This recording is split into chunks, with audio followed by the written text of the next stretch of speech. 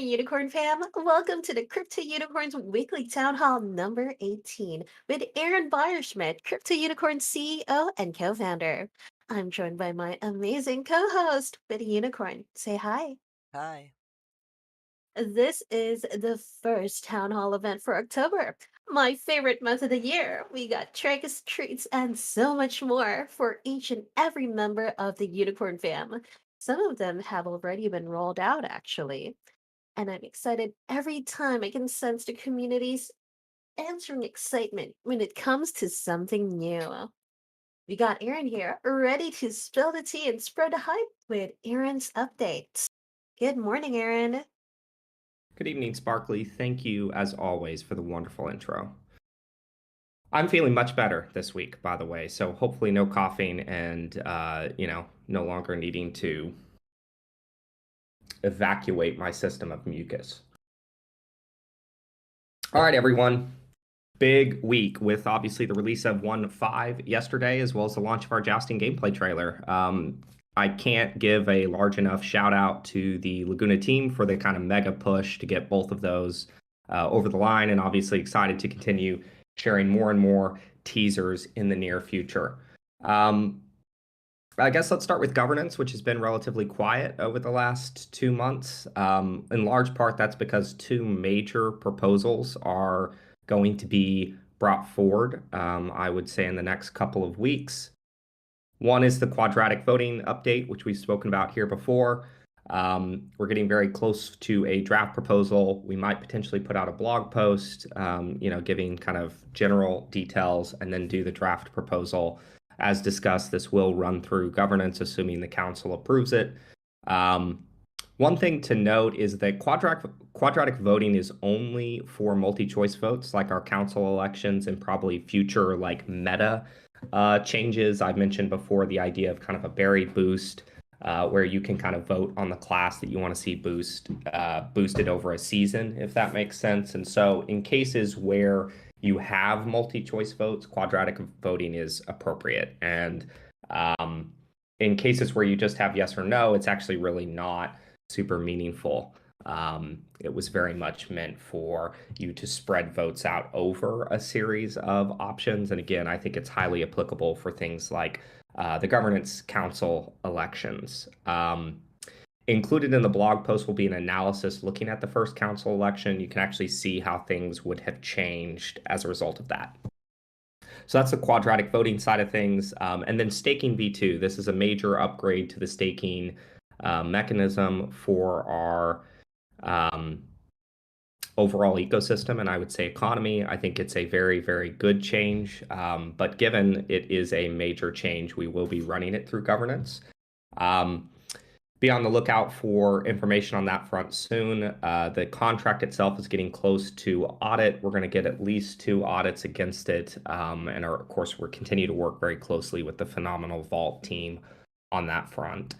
So be out on the lookout. Quadratic voting as well as staking V2 will be coming out, I think, initially in blog post form so that everybody can kind of see what we're thinking on that front. Then we'll formalize draft proposals, get them in front of the council, and run from there.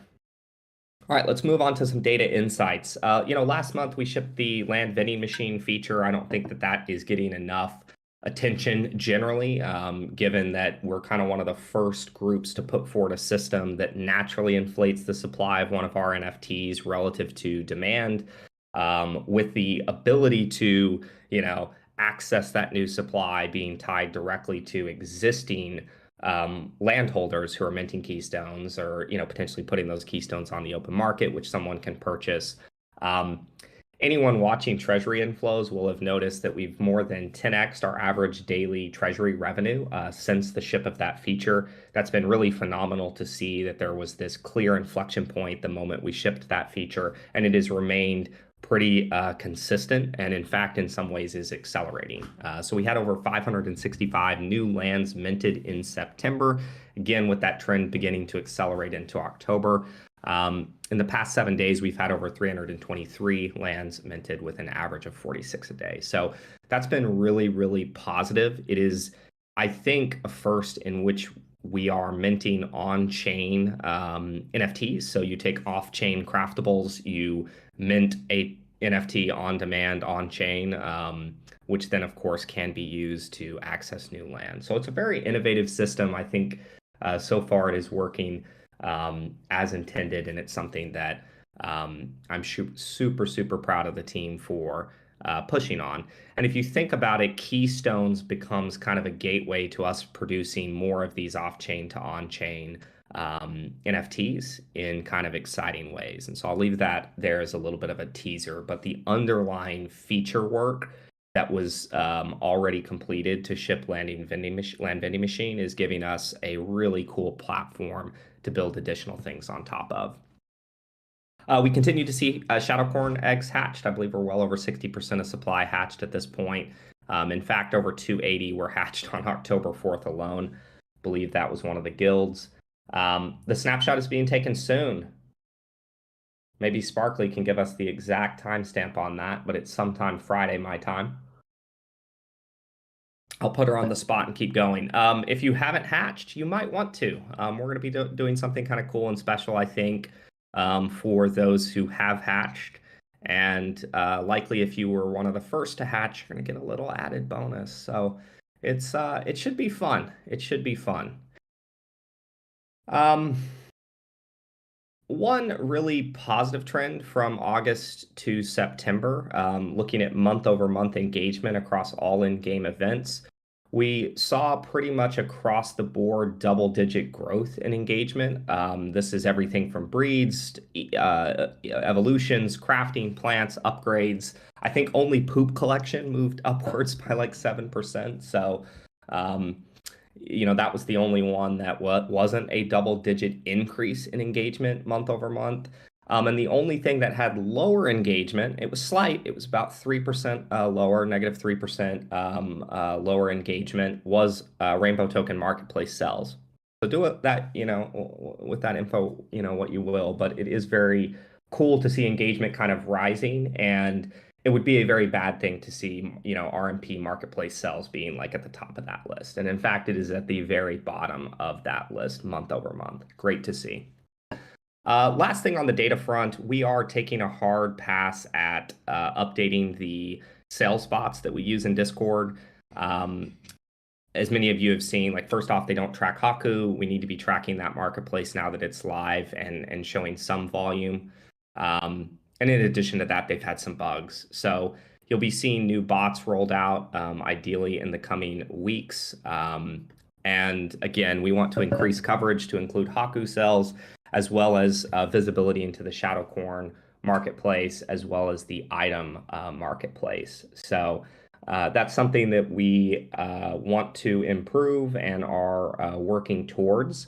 The original person that wrote the bots is gone now, so we are engaging someone else. If anyone within the community wants to reach out and do that, hit up the CM team. All right, release schedule. Yesterday, of course, everyone here, I assume, knows we went live with 1.5. This was a major, major release with a lot of things changing on the back end. It's kind of the equivalent, the engineering of equivalent of rebuilding a plane that is flying. We really appreciate everyone's patience yesterday. I think there's a couple of high-level notes that I want to touch on before we get to questions. The first is we did run into an issue if you had an active nursery where you were waiting to collect a egg or an evolved corn.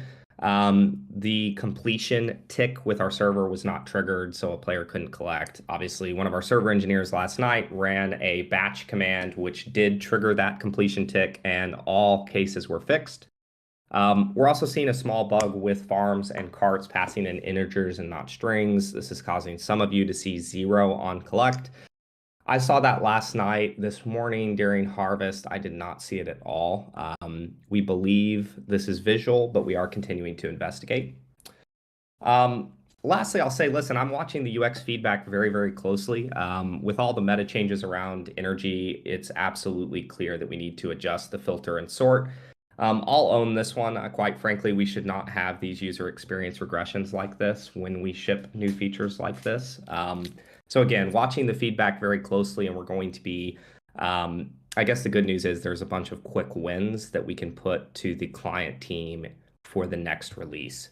So I'm going to give people some shout outs because I want people to understand we're paying attention to this shit. 404, your land needs to be idle for 8 hours instead of the land locking error. Like 100% yes. Kaiser MC, Captain Boat, put plain seeds at the top of inventory when playing. And yes, please God. Add filters for seeds to match with land marathon. Yes, I like that a lot. Pin your favorite seeds. Joe XO, really like that idea. There's some room in the UI. We're going to talk to the client team about it. Sort reward modal according to material and tier. Yep, I think that's a good idea, Sagarion. Use more space in the collect modal so that you don't scroll down necessary. Barak Darak, we're going to have to chat about that one because, certain resolutions and stuff that's not necessarily going to work on, but I think we've got other things we can do, maybe like the pinning as well as the auto filtering of that list relative to the actual land that you're on, which really should be the case. And anyway, there's 4 or 5 more here. RYU and Jupiter, Matt, Sagarion again, Brock Rock, Matt again, and Brock Rock. So we're paying attention to this stuff. It's super, super helpful for us to get this raw and quick feedback. And again, we're building out a brief to put in front of a couple of the client engineers to rectify these UX, I guess, to make sure these UX improvements come out quickly. Sweet. All right. Thank you so much, Aaron. I just Wait, want I'm to not double. done, Sparkly.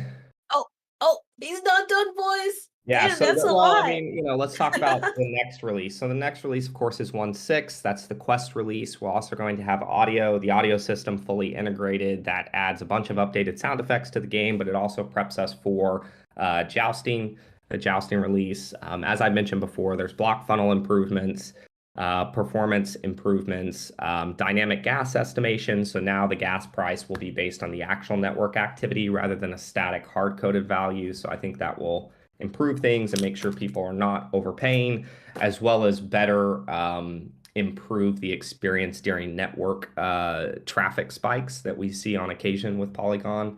And then, of course, Stash v1.5, which I recognize as time traveled about this, was confusing. Stash v1.5 was not meant for the 1.5 release. It is the next upgrade to the original Stash 1.0 feature that we're currently building. So Stash 1.5 is going in the 1.6 release.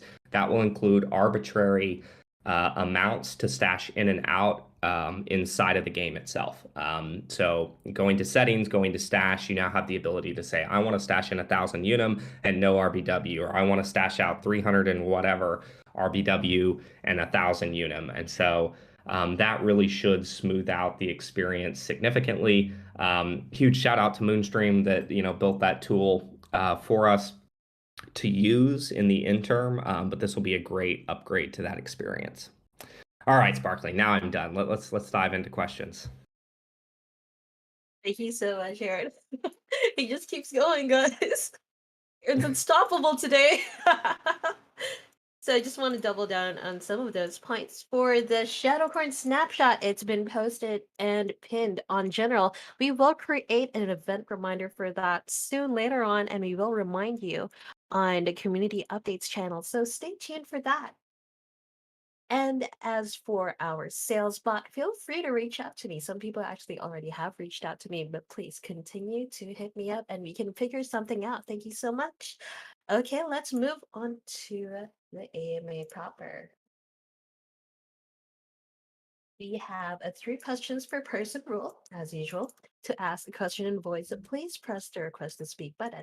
The button looks like a raised hand, and you can queue up at any time. Once we accept your request, you'll see a green bar at the top of your Discord. Click accept to begin speaking. When you're unmuted, feel free to ask your question. We also have questions from members of the Unicorn fam who can't make it on stage for various reasons. It's on the Town Hall Questions channel. Take note that we prioritize spoken questions over written ones. You can also head on stage and ask any question that you may find on that channel. So first up usually are the anonymous questions, but we don't seem to have any anonymous questions today, do we? Let's see. Oh, we have one right now. Okay, we have one from an anonymous person. How do you plan on increasing the release quality? Every time this is a nightmare for users. They have to plan their playtime ahead because very, very long maintenance windows happen and always end up with either locked items or the loss of funds, like what happened with the workshop today. To be clear, no workshop actually lost items, and we can prove that in the data with certainty. So we cleared out your workshops, gave you your corns back, and gave you your items. And again, you can't really fake that in front of us because we have the data prior and the data after. That aside, yes, this was another release. Again, that's why I said it was the equivalent of rebuilding a plane in flight. It was a major code refactor, and yes, there were some issues. Um, Again, this is on.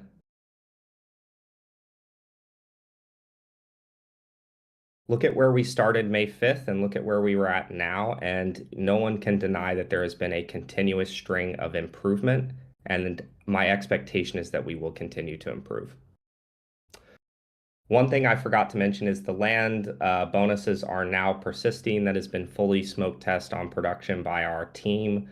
So there is no concern with unlocking and moving your land around at this point. If anyone has direct connections or specific questions around things, look at Zesty Beans write-up from yesterday. We tried to be very transparent with the complexity around this release. And again, if you have follow-on questions, Zesty is always available to answer those. And I guess that's what I'd say to the anonymous person that made that comment. All right. Yeah, Zesty's actually here. He's listening, and if you have any questions, he's the best person to approach for that. Right now, we have a message from Jamsky. Strolling around our lands is now 100% flawless from what I can tell. Zero stutters. That's noticeable. Great work, LG fam. Thank you, Jamsky. I'm glad that you guys appreciate it. Oh, the anonymous questions are trickling in today.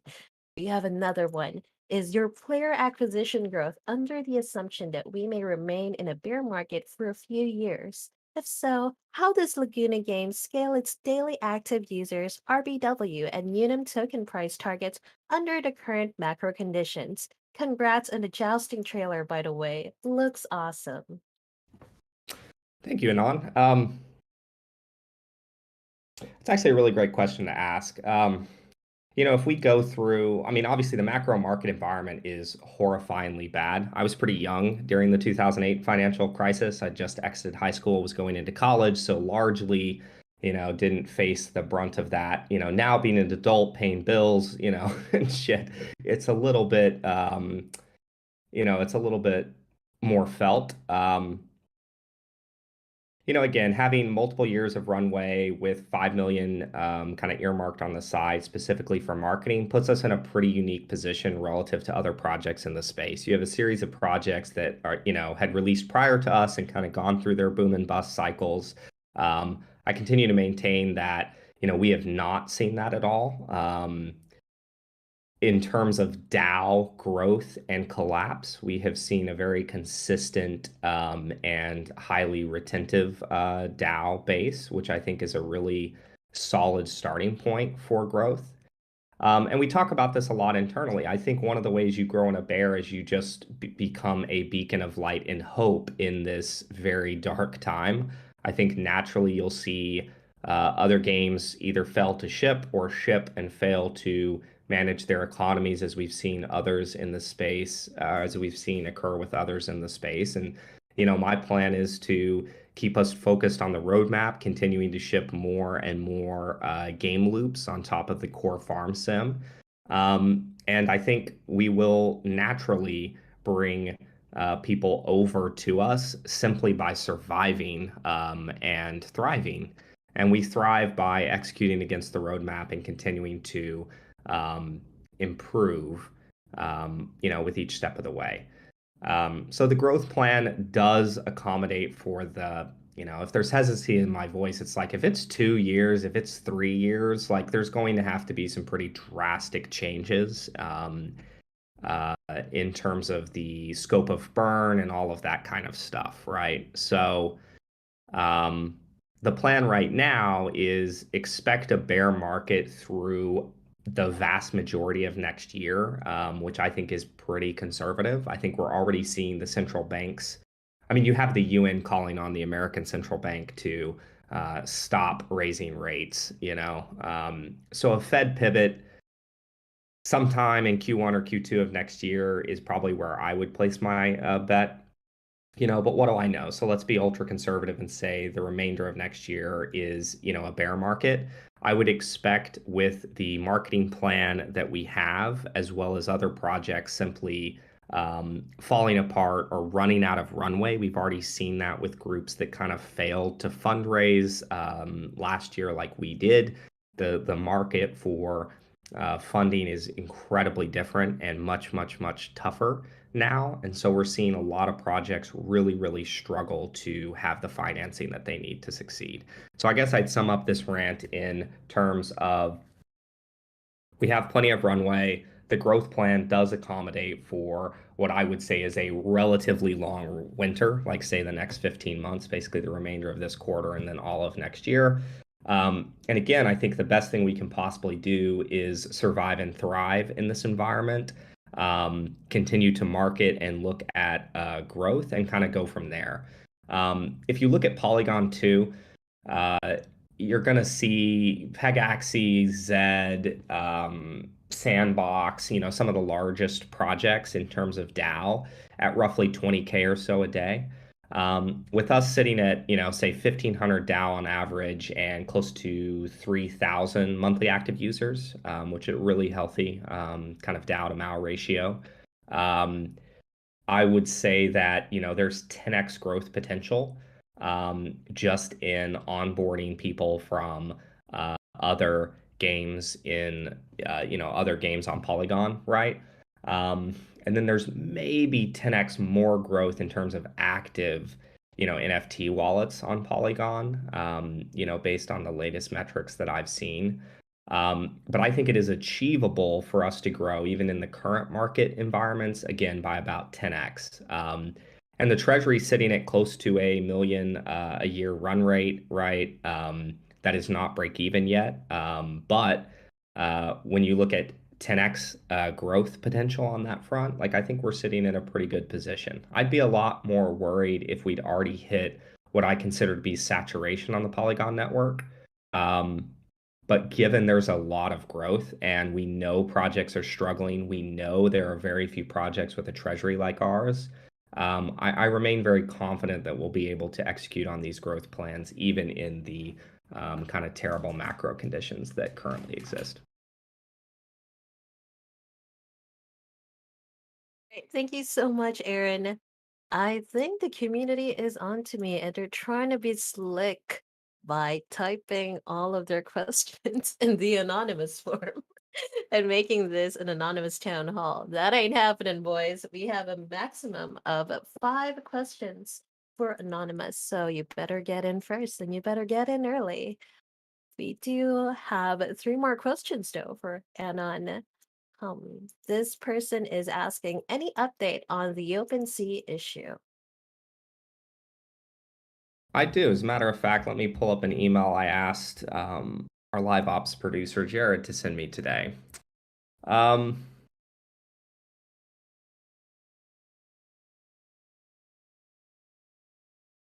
We have tested this pretty extensively. There's a whole bunch of cases. I'm just going to share this in general because I don't want to take the time to go through this all the way. But here all of you go. Here is the current state. I don't know if these X's are going to, we're just doing it live. We're doing it live, everybody. We're doing Okay, it. if you see an okay, it is okay. If you see an X, there's certain cases where like during an evolution and stuff, it's not fully catching. We have a fix for that in place. Any land or corns that were listed prior to OpenSea beginning to listen to our events, I do not believe is fixed yet. We are producing a list, and OpenSea will then run that list and fix it kind of once and for all. So again, I think it's an enormous step forward. It's super great that we finally have the right connections into the OpenSea team to get these things done. And generally, I see it as really, really good progress. So going forward, it's certainly going to be very, very hard even with the current things that are not working, to screw with the floor price, like the malicious actors kind of have been to date. Um, Generally, I want to take a moment to say too that we have an update post the launch of Throwing Shade, which is taking all of our web development resources right now, kind of operating at 110%. I think once you guys see that experience, you're going to understand why. After that, the plan is to take the web frame, which sits around the WebGL app itself, right? So, on game.cryptounicorns.fun, there's a lot of white space around there. And I want to create a situation in which you're one button click from anything you might need. So we do plan to list OpenSea, Haku, any other marketplaces that launch that have a decent minimum threshold of liquidity, one clicks to making token purchases and all of this kind of stuff. Clicks out to Discord, maybe even a ticker feed. And so, I really want to take advantage of that space, and shift and maybe even alter it for things like announcements and things of that nature. So, one thing that we've noticed, I actually saw some really interesting data the other day from a partner that we're considering working with that showed, and I get it, like Haku is going to give you the data that you need if you really want to get into breeding. So the data that I saw with respect to Zed Run was, yes, in aggregate, Haku has driven a fraction of the volume of OpenSea, but actually the highest LTV wallets went over to Haku because they happen to be breeders. So in the past, I think my messaging around Haku has not been great. I'm always in support of external partners coming in and providing value. I do have a concern that remains with fracturing our liquidity. We have very, very, very little actual liquidity given the extremely low rates of listed coins, and even land.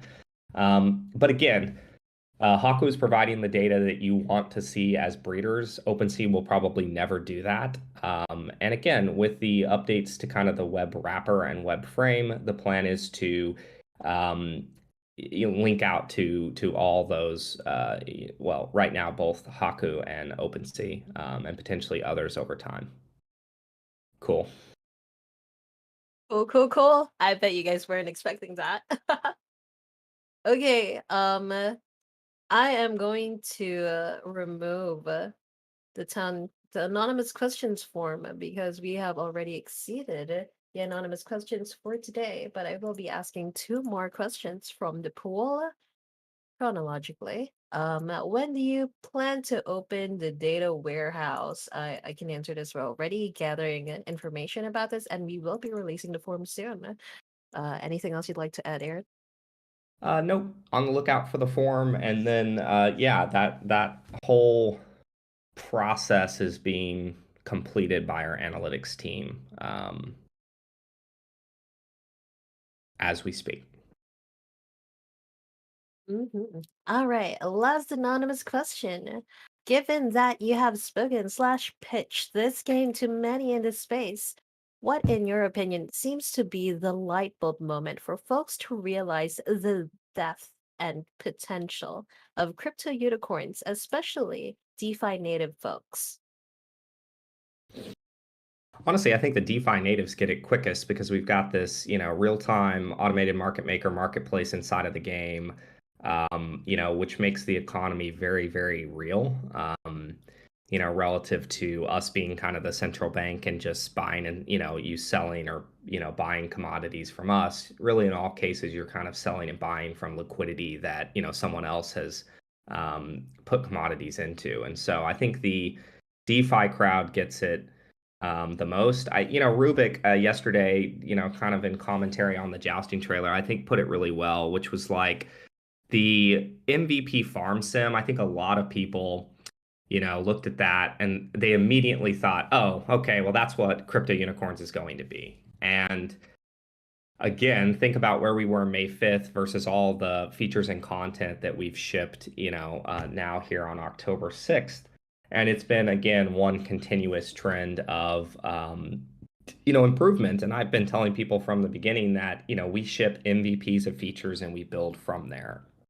And I believe that we continue to do that, very well. Um, Jousting is going to give us something really awesome because it will smooth out the on ramp. You only need one corn to play, one lock event. It will, again, I think it will lead to much easier growth. But the real beauty of it, and I think this is starting to occur to people, is the idea that the farm sim still sits at the center of this. All the corns and all the land that will ever be produced comes from the people who are playing the farm sim today, right? All the commodities, like the boosters that you saw in the jousting trailer and things, which are consumable, they will be consumed over the course of the tournament. Um, are going to be great. Someone who comes in with just a jousting corn may be going to the marketplace every day to purchase those commodities because they don't want to play the farm sim, right? And that's always really been the vision. This arcade in the metaverse with this farm sim as the center of gravity for the entire economy, and a bunch of arcade games around the periphery, right? The first one is jousting. And I don't think we've seen this yet, where you have a game loop sitting on top of a very, very large and deep game economy, which exists in the farm sim today. It's about to get 10x with the initial release of quests and the added kind of depth and complexity there.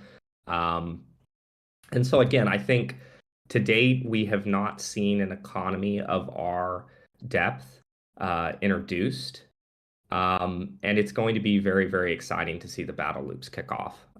That really should get the flywheel of growth spinning. And again, it will add a lot of value to those who are, taking the time on the farm sim side. So I don't know if that directly answers the question. I'm happy to answer a follow up. All right. So if you are okay with that question, or if you'd like to have a follow-up, Mr. Anonymous Asker, just send me a message so I can relay that.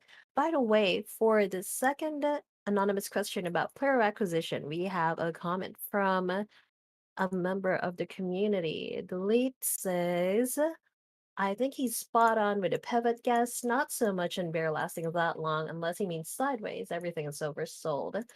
Staying positive, despite me laying into the governance discussion yesterday. This is important though. I still believe CU is in a great spot or is healthy and gets an overweight mark from me, despite my pushing to get better governance. Thanks for your Thank you, comment. Anon. I have an idea. Thank you, Anon. All Oh, right. that was not from the original asker. That was Oh, from a okay. community Are member. we bringing some people up for some live chats? I'm excited to hear it. Jujack's got to have a UX thing for me. I've got my pen out.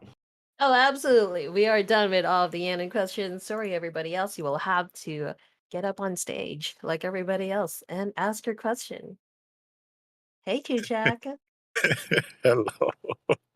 Yes, I have I love the exactly sound of about. your voice. It's Thank so you. not anonymous.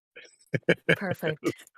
Thanks. So, at least two questions. First, is it possible to revert to the original way we collect gathering because you introduced an extra click?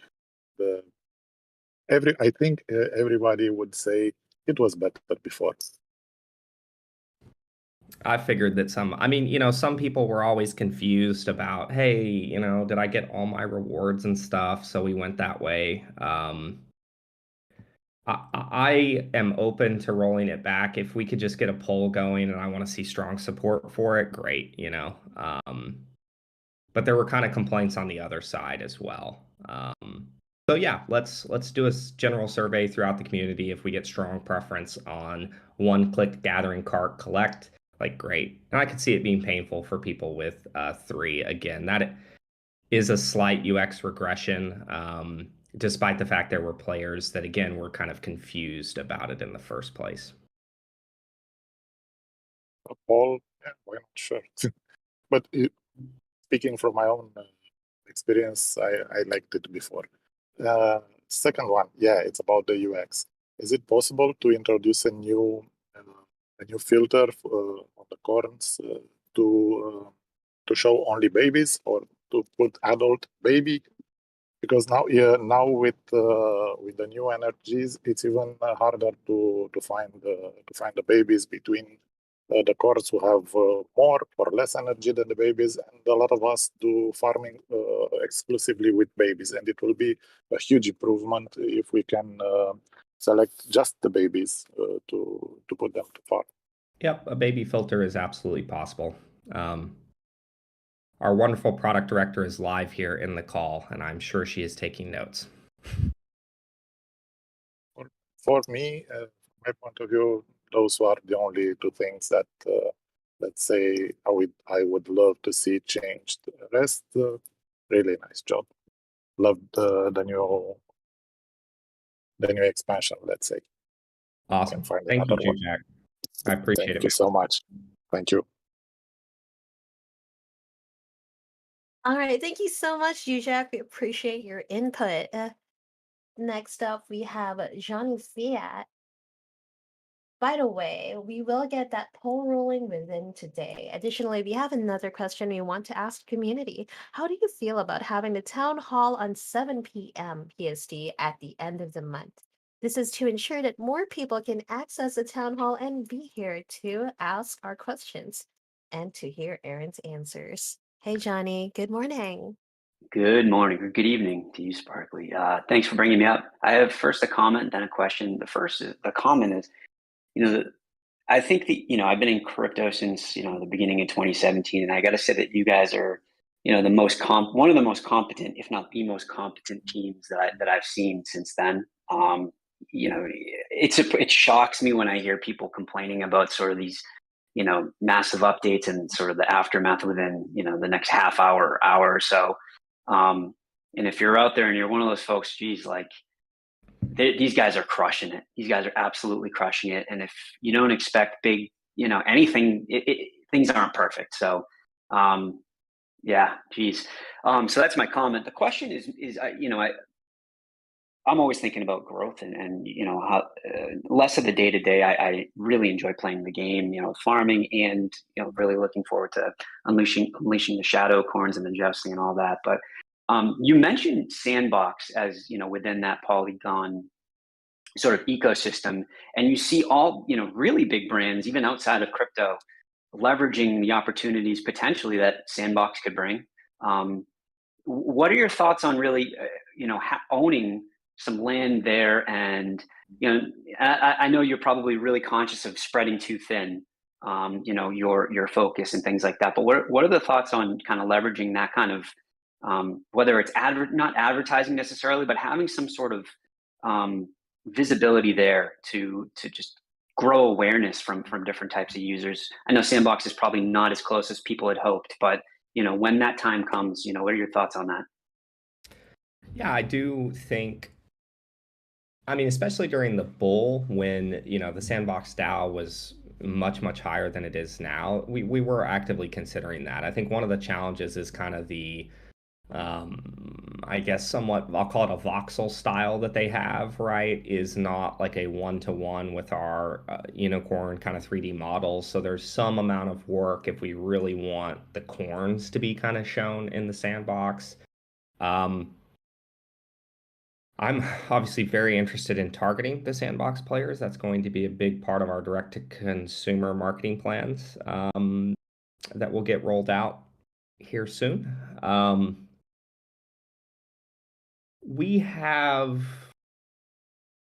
I'm very focused on a lot of how do we get corns into the real world, and we're talking to a number of very large brands at this point on that front. So you and I are definitely kind of on the same page that like it would be beneficial to effectively have some awareness, campaigns ongoing in these other spots. I question right now, given the Sandbox DAO, that we'd get a ton out of kind of the extra lift of getting land and doing something with it in the Sandbox. But we will watch it closely because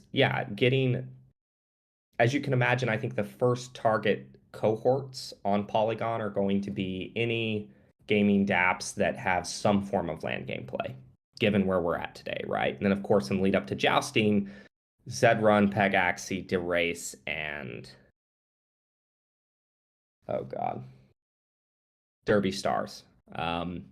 you can imagine we're going to very aggressively look at targeting those players, right? So anyway, it's something that we have looked at, but right now I'm hesitant to commit on it, if that makes sense.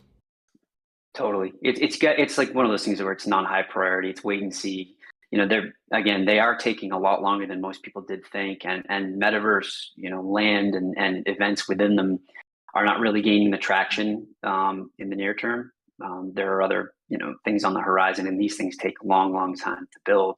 You've got your Wilder Worlds. You've got there's a whole bunch that are not necessarily on Polygon that look really interesting, that are or high definition. But yeah, it was more of a question in terms of like your philosophy on that and your thoughts, but totally makes sense to wait and see on that. It's not like a high priority, but yeah, thanks. Yes, I could see us honestly at some point engaging one of the agencies that kind of buy the land and do the setup design and stuff for you, in the next kind of bull market where we're kind of targeting across the board, right? And maybe even going to some of the ETH mainnet projects, right? Effectively advertising for us over here on Polygon, right? So definitely something that we continue to actively consider. Awesome. All right. Thanks, guys. Bye.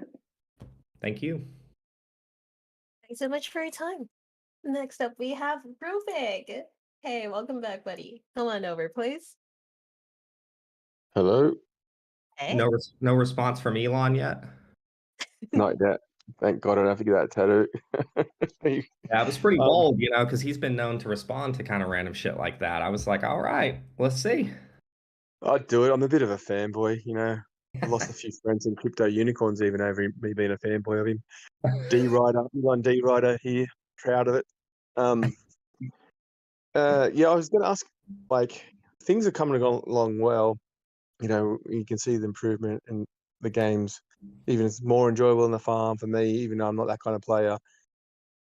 You just mentioned like Zeta Run, all these games, like 4 or 5, most of them on Polygon, I believe as well, like clones of the racing. Like jousting is kind of that already. Like there's no dynamic part to it.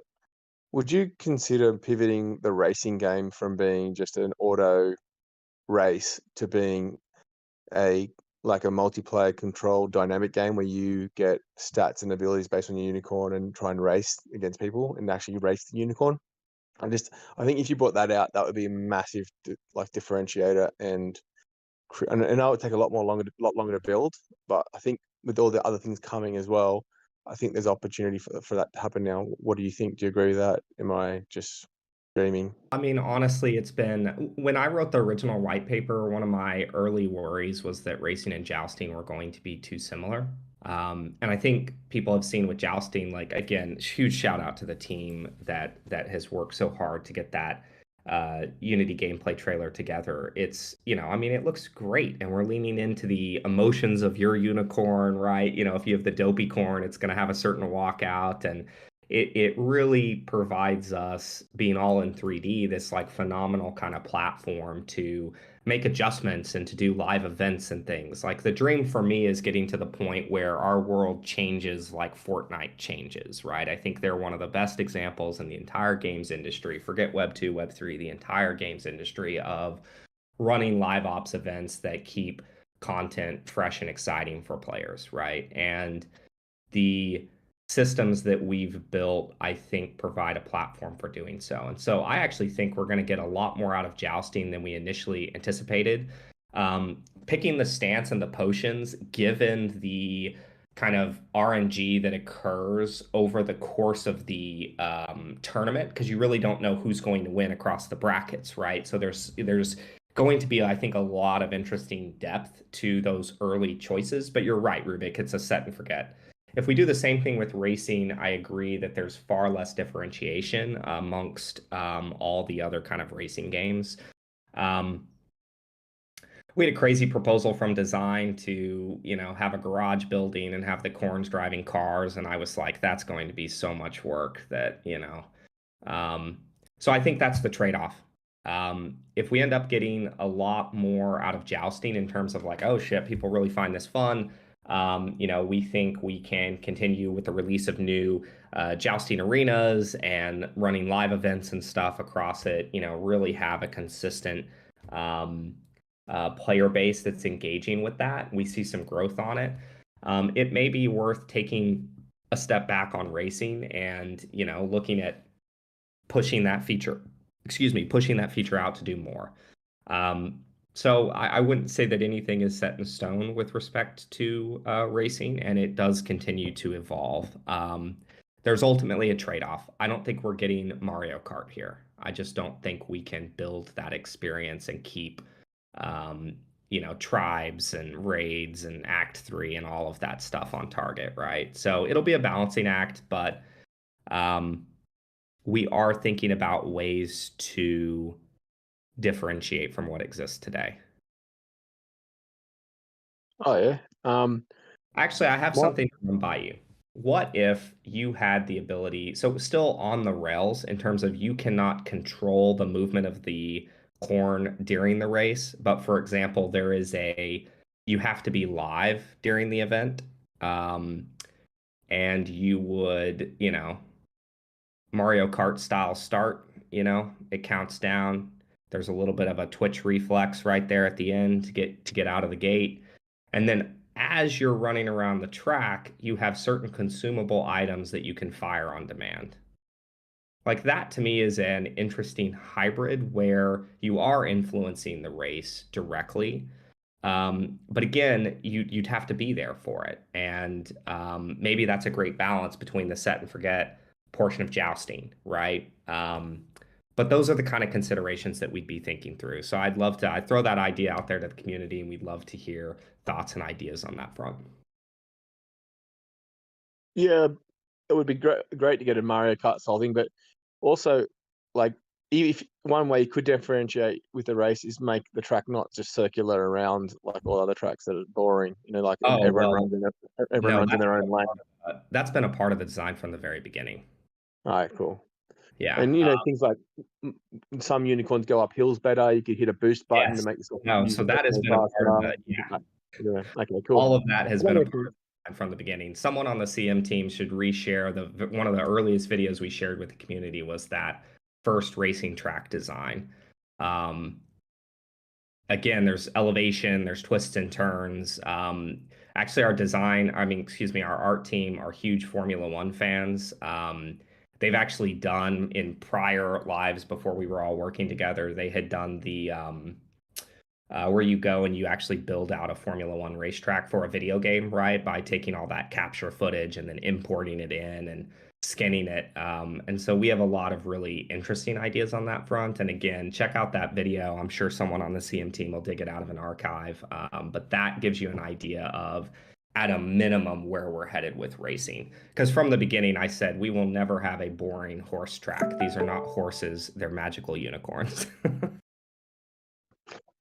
Cool. A bit of a pivot on to a separate question. How are you finding hiring now? Like, I know there's some issues hiring someone at the peak before the bear market. Have you found it easier to attract staff? Have you filled the roles that you needed to fill in that time since the bear started? Yeah, we've added members to pretty much across all teams during the bear, or since it started. And so, no, I haven't necessarily seen any challenges on that front. I think one thing we continue to struggle with is a blockchain lead. Our technical director, Rob, continues to put a lot of weight on his own shoulders. We really do need a lead on the team. One of the challenges is in hiring that role, we don't want someone whose first engineering job was in 2017 and they learned Solidity. Like, we want ideally someone that's 10 years plus as a game server engineer who is very, very interested in blockchain. And it's our belief that we can, ideally we take a Google SRE, right? Someone who's really run high efficiency, highly secure systems at, one of the big tech cos that is like, I'm so done with Web 2 and I want to come in Web 3. The thesis that we have is we have the Solidity chops to train someone there. And obviously advisors who are very, very reputable within the space, like Nick Munch, who created the Diamond proxy standard.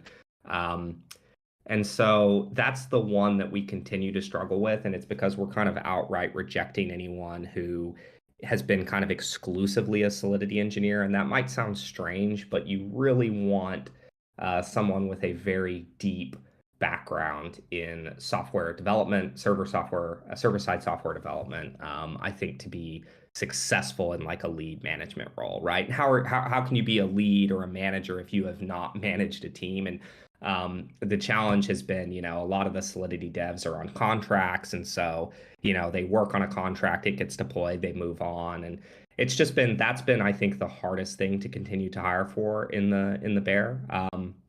But no, I mean, one of the wonderful things is like every time we put out a trailer, like we did yesterday, we had a wave of uh, resumes land yesterday, which was really cool to see. So clearly, what we are doing is like resonating with people.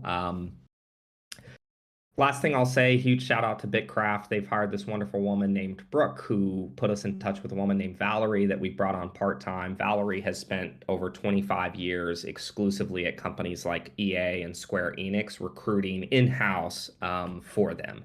And she joined our team, I believe, this Monday. So anyway, I wouldn't say it's been tougher in the Bear outside of the lead blockchain engineer. And I will pay a hefty bounty to anyone that puts me in touch with someone that fits the profile I just described. Well, good luck to that lady joining you. The best day of my life was the day I got a software engineering job and never had to pick up the phone ever again to recruit. I'd rather do Nanessa's job than that job, to be honest with you. That's a lot. Yeah, know. that's how bad it is. I'll take Nanessa's job than before that rubbish. Anyway, that's all for me. Thanks for keep crushing it. That's all. Have a good one. Thanks, Rubik. Appreciate it, man. Thank you, Rubik. Have a good one as well. So we are nearing the end of our town hall, but we do have 3 people who are lined up to speak. So we're going to be taking these 3 people. And then that'll be the end of the town hall. Let's have how do you pronounce this? 27. Please come on over.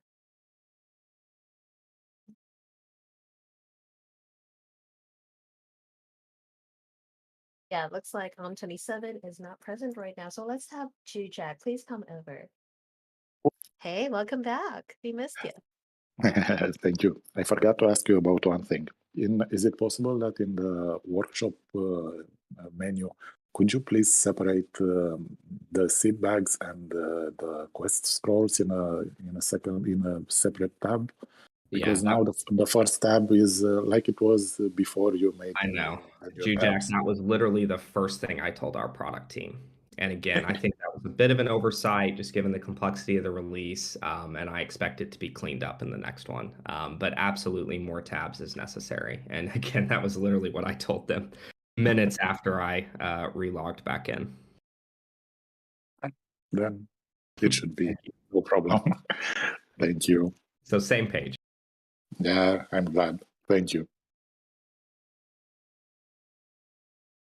All right, thank you so much, Jack. Okay, so we have 27 running into a couple of technical issues. So just come on over here and request to speak again, and then you're going to see a green bar at the top with accept. Just press accept, and then you'll be on the stage.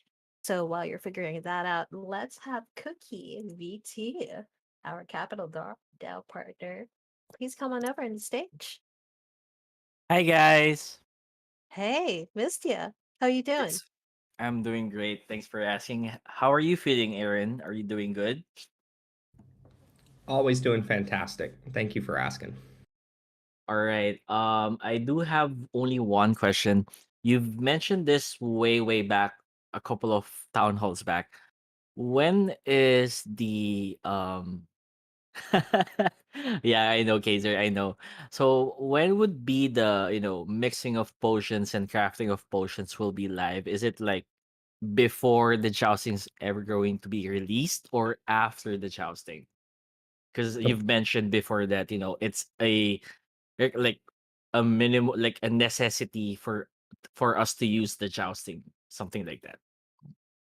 Yes. So the current plan is to put jousting, and I think the terminology is a bit up in the air right now. We might be calling them power ups or buffs. I do not want to call them boosters, given the fact that we already use boosters for breeding in Evo. And I don't know why the design team didn't like potions. But the plan is to release the ability to craft those things in advance of jousting so you can get out ahead of that. So the expectation on the jousting front is next few days you will see a blog post go live that will give you kind of nitty-gritty details on gameplay, and you'll begin to understand strategically what kind of unicorns you're going to need to compete, certainly in the highest tier of the jousting tournaments.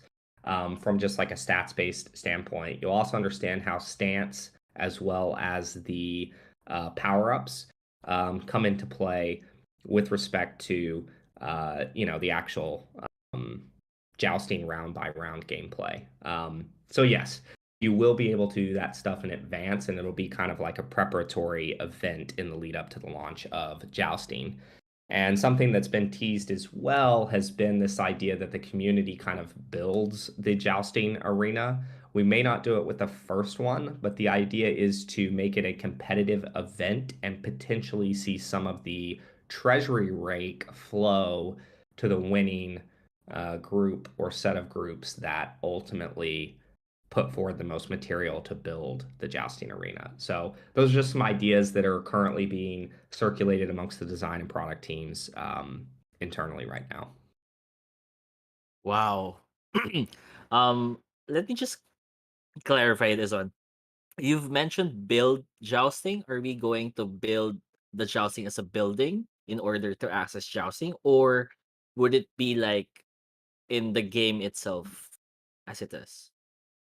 In the game itself, this is not this is not an individual jousting building on a per land basis. This is the community collectively building out the arena itself. All right. Thank you. Thank you for the questions. I'll be leaving now. Thank you. Thank you. Thank you so much, Vicky. See you again. Next up, we have on 27 back for another round with the accept button. And he wins. Okay. Hey. Hi. Sorry, first time I joined the space. So yeah, my Hey, thanks for question was joining. about yes. My question was about the DeFi and treasury management for the LP staking. I was wondering, does Balancer gives BAL token rewards on the LP staking, and if yes, what's done with it? Yeah, so the answer is yes. We are receiving BAL rewards for the RBW Wrapped ETH LP that has been staked. And those rewards are currently being sold for USDC and then used to purchase UNIM as part of our fill the pool or building out of protocol owned liquidity. Okay. There is a treasury report that our one and only LG Nanessa is currently finalizing, which will come out shortly. It'll detail a lot of those movements and help people better understand what we're currently doing with it. I think the original intent was to potentially take the BAL rewards and hand them out as an additional reward for staking. I think generally sentiment is passive staking is being overly rewarded right now. As well as, quite frankly, yield was less than projected given kind of a combination of the bear market environment, I would say. And as a result, we chose to kind of rotate that into the purchase of UNIM for the build out of protocol owned liquidity. So that's where the rewards that are being earned by the Treasury are kind of currently going. And that also includes the Lido rewards that we earn for our ETH staked ETH LP position in Curve. Interesting. Yeah, look out for the Treasury report, and happy to take more questions once you've kind of digested all that. But every single quarter, at the end of the quarter going forward, this being the first, you can expect a Treasury report, which will show obviously all the revenue the Treasury earned, as well as the deployments that we've done. And yeah, Zapper isn't picking up the balancer pool. So like if you're looking at the treasury, it only shows 11 million and change, right? It obviously has an additional 10 million that isn't being shown. That is because we had to migrate pools. There was an original balancer pool that we were in, and we had to migrate to the new one. And of course, Zapper isn't picking up the new one like it was the old yet. I expect that to get rectified here very soon. But if you go in and actually look at the wallet or the Gnosis contract address for our treasury, you'll see all of the balances on that front. But great questions. Thank you for asking, and I'm happy to hear this is your first town hall. Good to see you again. Yeah, first time I jump on the stage. Just saying, maybe it would be interesting to use the ball to actually use the as voting power for the unicorn, the crypto unicorn community to have influence and balancer decisions and stuff like that. Oh, so I glossed over that. We actually do have a VE BAL position very specifically for that. And originally we had directed those votes towards our RBW wrapped ETH pool. So definitely on the same page there. We were seeing about a 17% BAL APY, assuming you were maximally staked with your VE BAL for those rewards. Here's the problem, though. The balancer governance kind of kneecapped us. They went in, and I understand why they did it, but they went in and said, hey, if you are a low volume pool, we don't care how many votes you're driving, you're capped at 2% rewards. So that, I believe, goes into effect or may have already gone into effect with the next voting epoch. We're going to divert in the short term our votes towards the USDC boosted pool, which is where we have 10 million in capital deployed. We're a pretty large chunk of that pool, so great. We'll put our voting power that way. I will say though, as we grow, we will easily, I think, clear the volume threshold to remove that 2% cap again and kind of restart that strategy. But again, governance is fluid and ever evolving, and so we've kind of had to roll the punches a bit on that. But definitely the plan was to kind of enter the balancer wars. I do see that as a very interesting opportunity, especially when you look at kind of the longer time horizon in a return to a bull market. Yeah, exactly. Awesome. Thank you. Thank you. Thank you. Yeah, thank you for coming up. Great questions. Thank you so much, 27. It's great to hear your voice, and I hope to hear it again next town hall. So Yes, that thank you. seems to be it for all of the live questions that we have. But Sparky, I just like, yes? one thing we didn't cover was just the idea that we are going to be doing one town hall a month at 7 p.m. Pacific time to give additional coverage for people who can't attend this one. So I know you kind of asked that and I didn't confirm it, but that is something, of course, that is planned. Yeah, definitely. We'll be running a poll on it, and we're making sure that people are aware of this so that they can take full advantage of this. Awesome. Okay, so it seems that, yeah, we no longer have any requests to speak, but Witty Unicorn just recovered from being sick, and I'm sure he's raring to test out his voice on a written question. How do you feel about another written question, Aaron? Let's do it. Okay, Witty, pick any question. Hi guys, this one's from JRB. Is the RBW V2 staking contract a full migration, or will a new V2 contract be created and V1 closed? It's JRB. Yeah, so the vault contracts are fully immutable, so it will be a new contract that is getting deployed. That is what's being audited now. And there will be a migration. That migration is going to be forced because the old contract, of course, will no longer receive rewards. And it was way too complicated and added a bunch of additional risk vectors if we forced everybody to go in and click on the button to migrate themselves. Ultimately, again, it's why we're running it through governance to get approval from token holders on this front. But yes, it's a separate contract, and the deposits will get migrated over.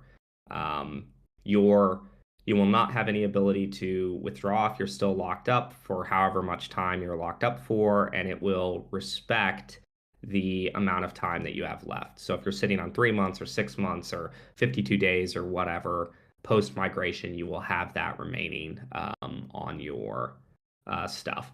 Anyway, lots of detail on that front because there's this whole delegation piece on the badges side. And anyway, be on the lookout for the Staking V2 blog post because it's going to be a pretty massive thing just generally as we shift towards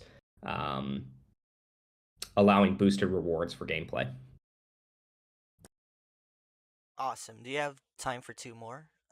He actually has two more I questions. do. Awesome. Okay, so it's does an advantage exist for increasing the chance of getting a bonus proc on your farm for manually planting still, since it's a 3x plus chances a day versus 1x a day with a seed bag, or does the seed bag planting come with increased chance of proc? I believe it comes with increased chances, but I will let one of the design team members correct me if I'm wrong in general. But I believe it does.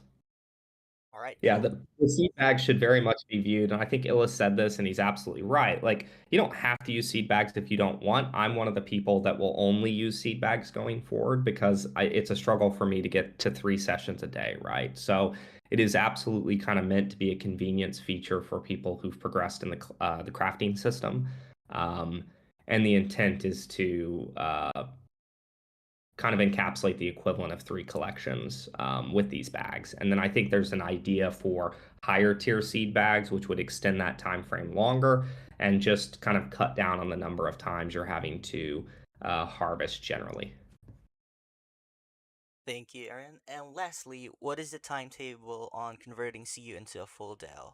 This has been mentioned in the past, but many of us are eager to see true governance applied, as a lot of the decision making is outside of the user's hands at the moment and not reflective of real governance.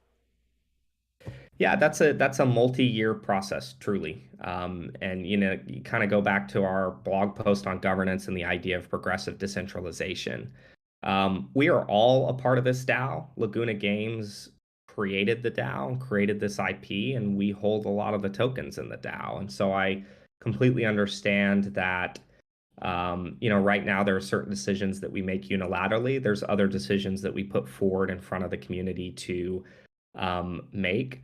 Um, and it continues to be the plan to decentralize as we distribute the governance token. We will not be in a controlling position forever. And one of the really interesting things about how governance works and staking and the need to lock up longer to control stake is there's going to be this very heavy incentive for us to remain staked and remain staked on the longest time frames possible to continue to participate in this system. So this is something that we talk about a lot, and it will be a kind of a multi-year process. I still think ranking against projects in the space, we've done more than most. I would say maybe Decentral Games.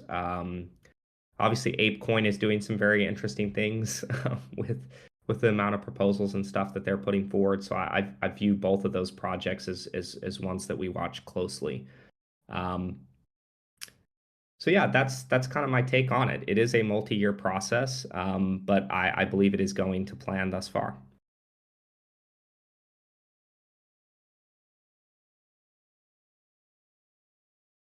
All right, thank you so much. That is our final question for today.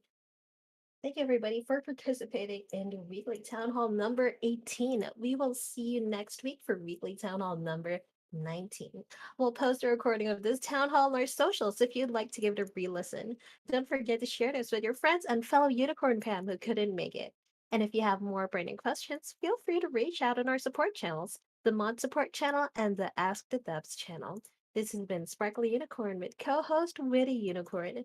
Good morning, good night, and see you in game, Unicorn fam. Woo. Ooh, ooh.